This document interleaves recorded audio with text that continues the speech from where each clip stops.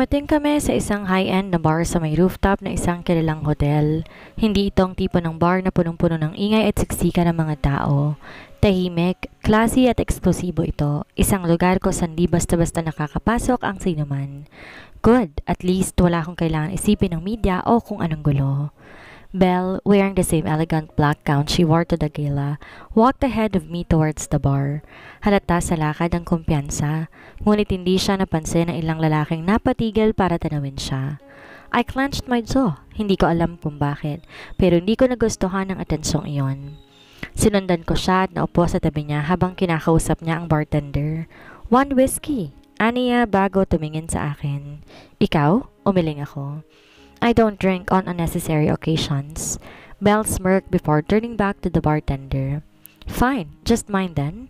Mabilis na inihain sa kanyang inumin.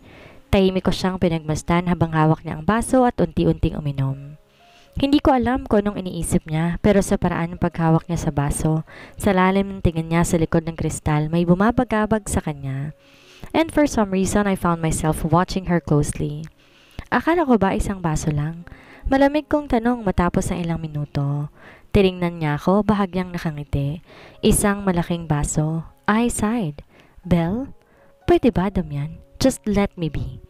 Natahimik ako dahil sa unang pagkakataon ngayong gabi. Hindi siya nagbiro. Ang boses niya ay hindi mapanokso, hindi matigas, bagos may bahagyang pagod sa tono niya. Tiningnan ko siya na mabuti. Belle was always composed. She was always putting up a front, acting as if nothing in the world could affect her. But now, sitting here with a glass of whiskey in her hand, she looked different. Mas tahimik, mas malayo ang tingin. Hindi ko alam kung bakit, pero may bahagyang pagkailang akong nararamdaman sa loob ko, at hindi ko gusto yon.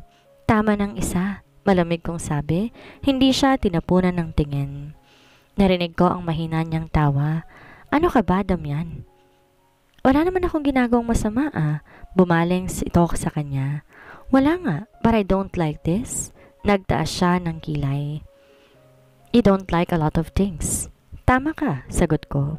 "At isa rito ang ideyang makikita kita bukas na merong hangover." "Gabi na, Belle. Uuwi na tayo." Napailing siya. Saka lumagok na isa pang lagok ng alak. Di naman ako ganon kadaling malasing pag mamatigas niya. Napabuntong hininga ko. She was impossible. Napatingin ako sa paligid. Marami nang nakatingin sa amin. Alam kong narinig na ibang naririto kung sino kami. Alam kong may ilang nagpipigil lumapit para lang makiusyoso at ayoko na eksena. Pinanood kong muli si Belle na abala sa kanyang inumin. "Belle," malamig kong sabi, tumingin siya sa akin. "Tapos ka na." Naningkit ang mga mata niya. Parang gusto niyang magreklamo, pero hindi ko siya binigyan ng pagkakataon. Tumayo ako at nilagay ang card ko sa counter. "We're leaving." Tumayo siya pero hindi dahil gusto niya, dahil alam niyang wala siyang choice. Alam niyang hindi ako makikipagtalo sa kanya tungkol dito. Tahimik siyang sumunod sa akin palabas ng bar, at habang naglalakad kami papunta sa elevator, ramdam ko agad ang mabigat niyang tingin sa likod ko. Ramdam ko ang inis niya, ang pagkadismaya, pero wala akong pakialam. Dahil sa huli, wala naman talagang saysay ang lahat ng ito. Isa lang tong papel na ginagampanan namin. Kailanman hindi ko hahayaang lumampas doon ang kahit anong namamagitan sa amin. Napahinto ako sa harap ng elevator nang biglang humalagpos si Belle mula sa tabi ko at mabilis tumakbo pabalik sa loob ng bar. I clenched my jaw. Ano na namang ginagawa ng babaeng ito? Mabilis kong hinabol ang hakbang niya. Galit na galit habang pinagmamasdan siyang bumalik sa upuan niya sa bar at mag-angat muli ng baso. Pagsapit ko sa tabi niya, siniko ko ang counter at malamig siyang tiningnan. "Belle," banta ko. Hindi niya ako pinansin. Instead, she raised her glass and took another sip. "Belle," ulit ko, mas mababa ang boses, mas puno ng babala. This time, she turned to me with an exasperated look. "Damian, hindi pa ako tapos." Napasinghap ako sa inis. "You said one drink." Nagkibit balikat siya. Nagbagong isip ko. I took a deep breath, forcing myself to remain composed. "We are leaving. Now." Pero hindi siya natinag. "Ikaw na lang umalis," aniya bago muling binaling ang pansin sa bartender. "Isa pang round." I closed my eyes briefly, fighting the urge to slam my fist on the counter. Nakakaubos siya ng pasensya. Tinignan ko ang bartender na tila nag-aalangan kung susundin si Belle o ako. "Don't," I said coldly. My voice edged with authority. Pero bago pa makapagsalita ang bartender, kinuha na ni Belle ang baso at ininom ang natitira nitong laman bago marahas na inilapag sa counter. She turned to me, her eyes filled with defiance. "Alam mo, Damian," aniya, may bahagyang pagkalasing sa boses niya. "Hindi kita maintindihan. May asawa ka na pero parang di mo ako kayang tiisin kahit isang gabi lang?" My jaw tightened. "Dahil hindi kita kailangan tiisin, Belle. Hindi mo ako asawa sa tunay na kahulugan ng salita." Napangisi siya pero hindi ito masaya. "Oo nga pala," aniya, tinapik ang counter, tila ba naalalang isang bagay. "Kasunduan lang to, di ba?" "Exactly." Bumuntong hininga siya, tumawa ng mapait. "You know what's funny?" she said, swirling the empty glass in her hand. Minsan naiisip ko, sino bang mas masahol? Ang ex ko na niloko ako? O ang asawa ko ngayon na parang niayaw kong tingnan na maayos? I clenched my fist. I didn't like where this conversation was going. "And what exactly do you expect from me, Belle?" Malamig kong tanong. "Gusto mo ba ng atensyon ko? Ng pagpapanggap na mahalaga ka sa akin?" She laughed again but it was bitter. "Hindi," aniya, tumingin sa akin ng diretsyo. "Pero sana naman kahit papaano, maramdaman kong hindi ako kasangkapan lang sa lahat ng to." I was silent dahil hindi ko alam kung paano ko dapat sagutin yon. Belle was many things, stubborn, impulsive, irrational. But at that moment, there was something in her voice that almost sounded tired, and I hated that I noticed. "Just finish your damn drink," I muttered. She stared at me for a second before shaking her head. "You really don't care, do you?" I didn't answer, dahil wala akong dapat ipaliwanag. Wala akong kailangan iparamdam. Dumaan pa ang halos isang oras bago ko siya napilitang sumama pa uwi. Sa buong biyahe pabalik, hindi na siya nagsalita. She just stared out the window, her hands on her lap, her expression unreadable. Sa unang pagkakataon, mula nang magsimula ang kasunduang to, hindi siya sumagot sa akin. Walang pangaasar, walang matatalas na salita, wala. Tahimik lamang siya. And for some reason, the silence unsettled me more than any of her defiant words. Pagdating namin sa penthouse, dumiretso siya sa kwarto niya nang hindi ako tinapunan ng tingin at ako, tahimik akong nakatayo sa sala, tinutunghayan ang pintong isinara niya.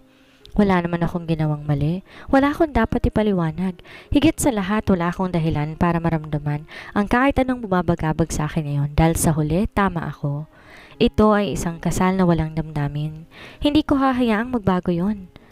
Nakahinga na ako nang maluwag ng tuluyan ng pumasok si Belle sa kwarto niya. Finally, peace and quiet. I loosened my tie and headed straight to my own room, eager to take a shower and get some sleep. Ang haba ng araw ko, at kung may isang bagay akong hindi kailangan ngayon, yun ay ang dagdag na stress mula kay Belle. Pero kahit anong pilit kong iwasan na isipin siya, hindi ko magawa. Naalala ko kung paano siyang tahimik sa loob ng sasakyan.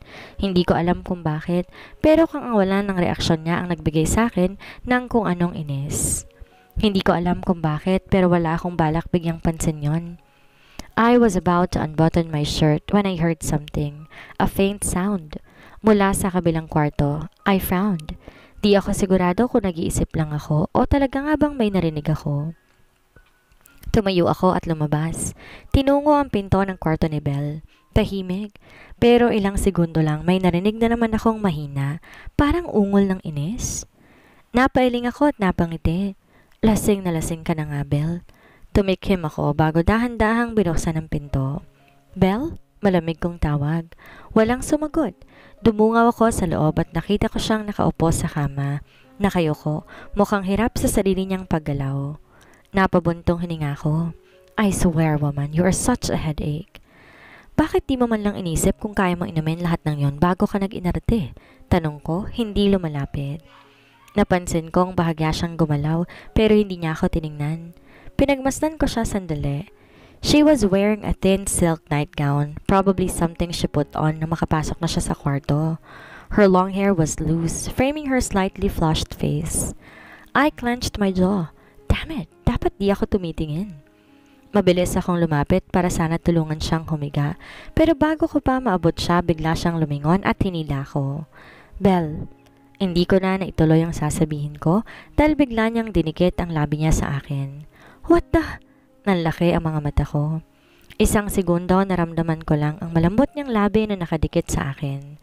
The next, she was actually moving, as if kissing me was the most natural thing to do. I froze. Lasing siya.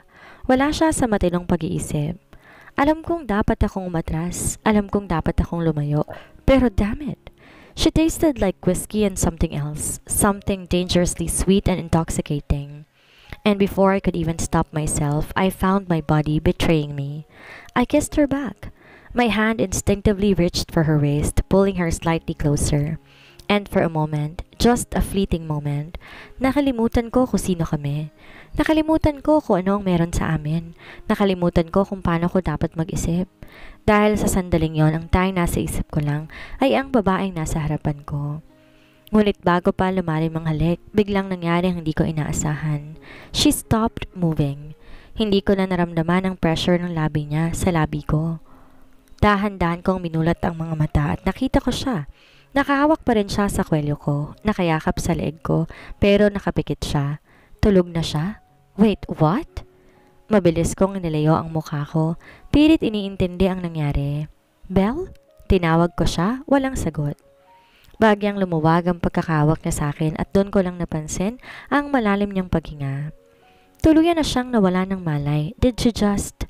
Napapikit ako, hindi makapaniwala. Shit! Bulong ko sa sarili ko. Nilandi ako. Hinalikan ako tapos biglang natulog lang. I couldn't believe it. I just stood there, hands gripping her arms, staring down at her sleeping face. For the first time in a long while, hindi ko alam ang gagawin ko. Napailing ako. This is ridiculous. Pinakawalan ko siya at dahan-dahang inihiga sa kama. Bahagya siyang gumalaw pero hindi nagising.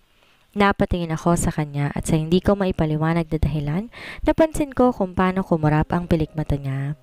Kung paano bahagyang gumalaw ang labi niya na parang may sinasabi kahit tulog. Kung paano bahagyang namumula pa rin ang pisngi niya dahil sa alak. I took a deep breath and closed my eyes. You are a nightmare, Belle Ramirez. Bulong ko bago tumalikod at lumabas ng kwarto. Kahit anong gawin ko, hindi ko na mabura sa isip ko ang nangyari. The feel of her lips, the way she pulled me in, and the way she just fell asleep. At doon ako mas nainis. Dahil sino bang gumagawa nun? At bakit sa lahat ng tao, ako pang nakaranas ng gantong kalokohan? Napamura ako habang bumalik sa sarili kong kwarto. Pilit kinakalimutan ang nangyari. Pero kahit anong pilit ko na iwakse sa isip ko ang gabing to, alam kong di na magiging kasing simple ng dati ang lahat. Belle's POV. Masakit ang ulo ko. Sobrang sakit. Pakiramdam ko may isang batalyon ng sundalo na sumasayaw sa loob ng utak ko habang may nagmamartilyo sa sentido ko. Napahawak ako sa noo at napapikit ng mariin. Ba't parang dumaan ako sa isang gera? Daing ko sa sarili ko. Dahan-dahan kong iminulat ang mga mata pero agad ko ring pinikit ulit nang tamaan ako ng liwanag mula sa bintana. Ang sakit. I turned to my side, saka ko lang napansin nasa kwarto ko. Paano ko nakarating dito? I tried to remember what happened kagabi. Ang huling naalala ko nasa bar kami ni Damian. Uminom ako, nagalit siya, tapos napadilat bigla ang mga mata ko. Wait, may ginawa ba ako kagabi? Panic surged through me. Dali-dali akong bumangon, pero mali ang desisyon kong biglain ito. Shit! Napaakap ako ng sarili kong ulo at napaluhod sa kama. Hangover sa bitch. At sa gitna ng paghihirap ko, biglang bumukas ang pinto. Finally, nagising ka rin. Malamig na boses ang bumati sa akin. Napalingon ako. Bumungad sa akin ang nakakunot noong si Damian. Nakaslack siya at fit na polo na bahagyang nakatupi ang manggas. Fresh na fresh. Parang di nagpakahirap sa buong gabi. Samantalang ako, mukhang sinagasaan ng tren. I groaned. Huwag kang maingay. Hindi ako maingay. He deadpanned. Ikaw ang nag-iinarte. Napairap ako. Hindi ako nag-iinarte, Damian. Masakit ang ulo ko. Kasalanan mo, sagot niya kaagad. Kung hindi ka sana nagpakalasing kagabi, hindi ka naghihirap ngayon. I winced. Huwag mo nga akong sermonan ng aga-aga. Naglakad siya papasok ng kwarto na para bang pag-aari niyang buong lugar. Damn it! I almost forgot na pag-aari niya naman talaga ang penthouse. Di man lang kumatok bago pumasok, walang respeto sa privacy. Inawakan niya isang baso ng tubig na may katabing gamot sa maliit na lamesa. Dahil mukhang wala kang balak gumalaw, eto, nilahad niya ang tubig at gamot sa akin. Napangiwi naman ako pero kinuha ko rin. Ang sungit mo. Mas gusto mo bang panoorin kitang magdusa? I rolled my eyes. Parang ginagawa mo na yan ngayon. Hindi kita pinapanood, Belle. Pilit lang akong hindi tumatawa. Nanlaki ang mga mata ko. Excuse me, anong ibig mong sabihin? Naglagay siya ng kamay sa bulsa niya at tiningnan ako ng may amusement sa mukha. Hindi mo ba talaga maalala? Napakunot-no ako. Ano? Umupo siya sa silya sa gilid ng kama ko at sinandal ang likod sa upuan, nakangisi. Gusto mong marinig kung anong ginawa mo kagabi? Biglang bumilis ang tibok ng puso ko. Oh my God! Please Lord, sana wala akong nagawang kahihiyan. Tumingin ako sa kanya na may halong takot. Ba't parang natutuwa kang pahirapan ako? Because I am. Napasinghap ako. Tarantado ka? Bulong ko. Ngumisi siya. Sigurado ka gusto mong malaman? Naparunok ako.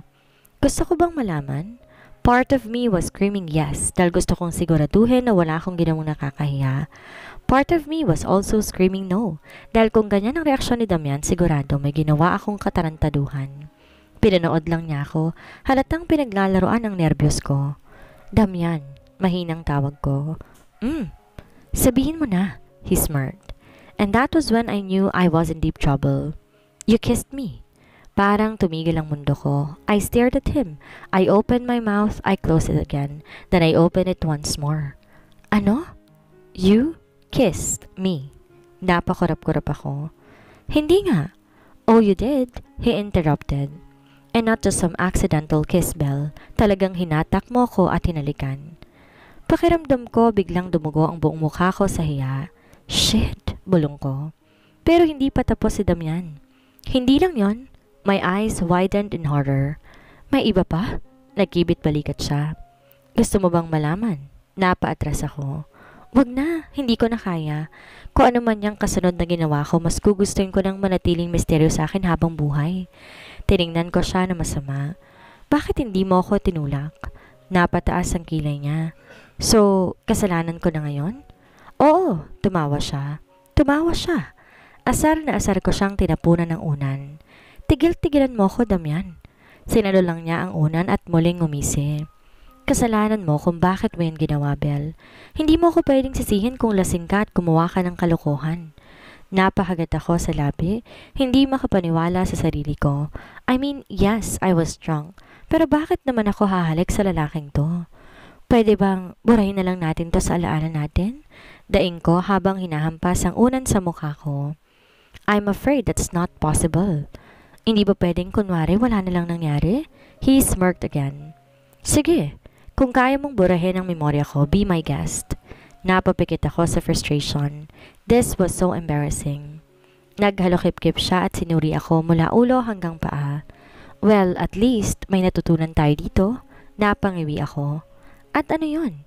He leaned forward slightly, his expression turning smug. Na hindi mo ako kayang tiisin. Napatigil ako. Pinanood ko siya waiting for him to say something else pero ngumiti lang siya ng may kahulugan bago tumayo. Enjoy your hangover, Mrs. Villarreal. Sabi niya bago lumabas ng kwarto ko. I was left sitting on my bed, staring at the door in pure shock and embarrassment. Then I grabbed my pillow and screamed into it. Damian Villarreal, you are the worst. Belle's POV. Napahiga ako pabalik sa kama at inabot ang unan para takpan ang mukha ko. Anong ginawa ko kagabi? Hindi pa rin ako makapaniwala sa sinabi ni Damian. Hinalikan ko siya? Ilang beses akong nagpakawala ng ungol ng frustration habang pinaghahampas ng unan ng sarili kong ulo. Bakit ba kasi ako nagpakalasing? Ilang minuto akong nanatiling nakahilata, hoping na baka biglang mag-reset ang mundo at mabura ang nangyari kagabi. Pero hindi. Naiwan akong nakatitig sa kisame, pinipilit alalahanin kung paano at bakit ko nagawa yun kay Damian. Pero bago pa ako tuluyang lunurin ng kahihiyan, biglang bumukas ang pinto ng kwarto ko. Belle, bumangon ka na. Napairap ako nang marinig ang pamilyar na malamig niyang boses. Ano na namang problema mo? Reklamo ko nang di inaalis ang unan sa mukha ko. Narinig ko ang mabigat niyang hakbang papasok sa kwarto. Ba't parang ang tagal mong gumising? Hangover, Damian. Alam mo yon? I groaned. So kasalanan ko bang nagpakalasing ka? Tumaas ang kilay ko. Tinanggal ko ang unan sa mukha at tinignan siya na masama. Pwede ba? Tigilan mo ko. Hindi ko kailangan ng sermon mo ngayon. Tumayo siya sa gilid ng kama, nakapamulsa at nakatingin sa akin na para isang teacher na naghihintay sa estudyanteng tamad bumangon. Magsimula ka ng bumawi sa sarili mo, Belle. Hindi kita palaging susundan sa bar para pigilan ang mga kalokohan mo. Napairap ako at napaupo sa kama. Hoy, hindi naman ako laging nagbabar, no? Isang beses lang yon. Isa pa lang yon, he corrected, his tone dripping with warning. Hay nako. Bumangon ako at naglakad papunta sa vanity mirror para tingnan ang mukha ko. Holy crap! Mukha akong zombie na hindi nakatulog na isang linggo. Napansin ko naka-cross arm siya habang nakatingin sa akin sa salamin. May iniisip ka ba? Nagkibit balikat ako. Iniisip ko kung paano kita maitataboy sa buhay ko. Good luck with that. Muntik ko nang batuhin ng hairbrush ang refleksyon niya sa salamin. Damian, hindi mo ba naiisip na may sarili din akong buhay? Na hindi kita kailangan sa umaga para lang pahirapan ako? Ikaw ang pumayag sa kasunduang to, Belle. Dahil wala akong choice. Laging may choice, he countered, his voice calm and steady. Napanunok ako. Gusto kong makipagtalo pero sa totoo lang, tama siya.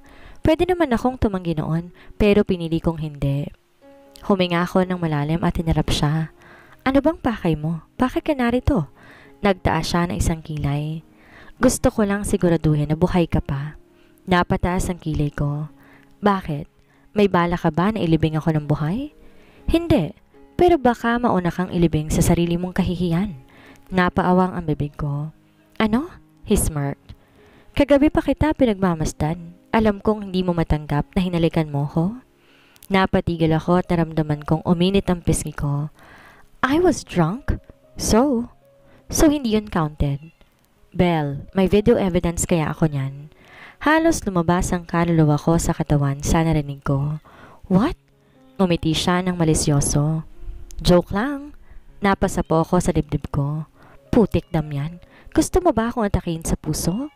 Ngumiti siya pero hindi yung warm ng ngiti. Yung pang-asar na smirk niya na gusto kong burahin sa mukha niya gamit ang unan. Hay nako Damian, please, leave me alone. I need peace. Hindi ka makakatakas sa akin, Belle, he said matter-of-factly. Alalahanin mong kasal tayo. Napapikit ako ng mariin. Peke lang tong kasal natin, Damian. Pero sa mata ng lahat, totoo. Napabuntong hininga ko. Alam kong totoo yon pero hindi ibig sabihin na natutuwa akong ipaalala niya sa akin. Alam mo, Damian?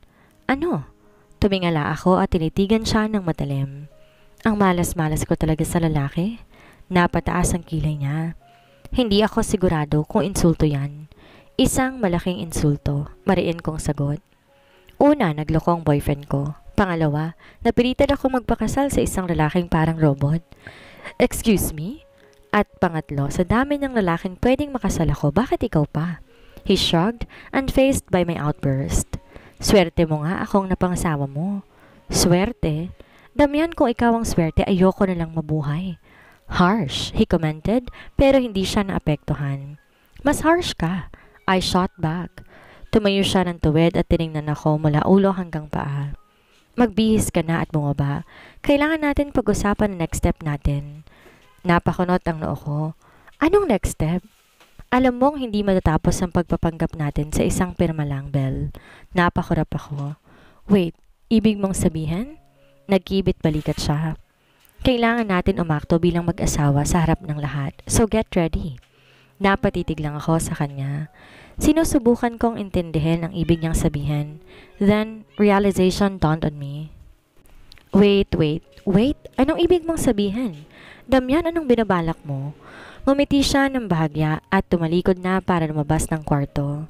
See you in 30 minutes, Mrs. Villarreal. Bago ko pa siya mapigilan, sinara niya na ang pinto.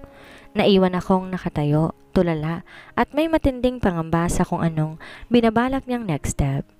Sa unang pagkakataon mula na magsimula ang kasunduang to, kinabahan ako.